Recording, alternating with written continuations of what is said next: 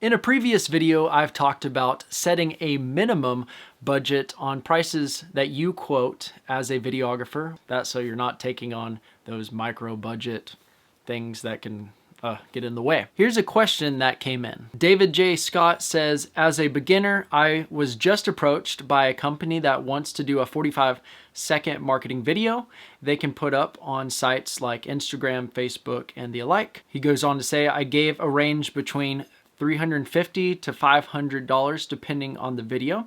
Should I stick to my guns and not charge anything less than the $350?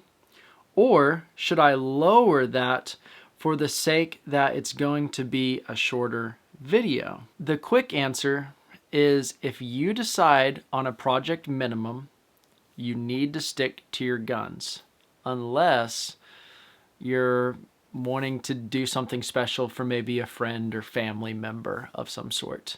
But that's up to you. And of course you can't do that all the time for everyone, because you don't want to pack out your calendar with a bunch of very small projects.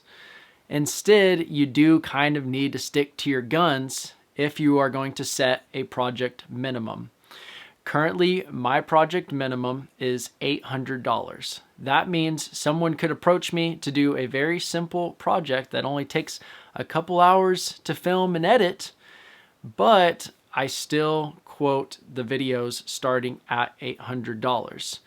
Now, if they go, oh my gosh, that's outrageous, well, I explain that I do have a project minimum, and within that $800, I can, provide this or that. I can provide additional hours of filming or editing that, if they can use them somehow.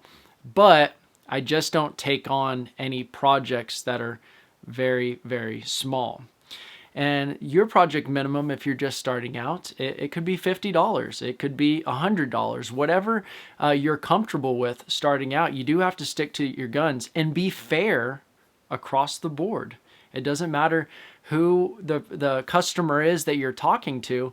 Having a project minimum is really the right thing to do, because you're keeping it fair for everyone. You don't want a big company to come along and you all of a sudden say, oh, my project minimum video's starting at $2,000. And then for a mom and pop shop, you're like, oh, well, we can start at $500. And no, you have to just set up a standard for yourself that's going to be clear cut across the board on, hey, our projects start at X amount of dollars, and we would love to help you if possible. And we can, you can always add additional services. My $800 currently provides it's less than a half day of filming. So half day, 4 hours. So it's usually within the just 2 or 3 hour range within that of filming.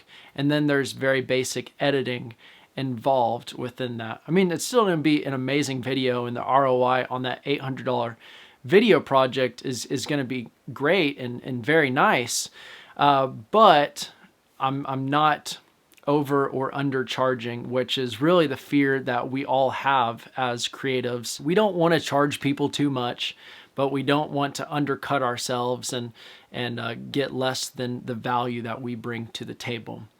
So I hope this is some food for thought. Set a pricing that you're comfortable with starting out. You can always grow it over time, and really stick to your guns, because just make it fair across the board for everyone. Make it on a value-based system, and really the scope of the project when you're pricing. I'm Chase Turnbow. Thank you so much for watching, and subscribe for more video production and marketing tips.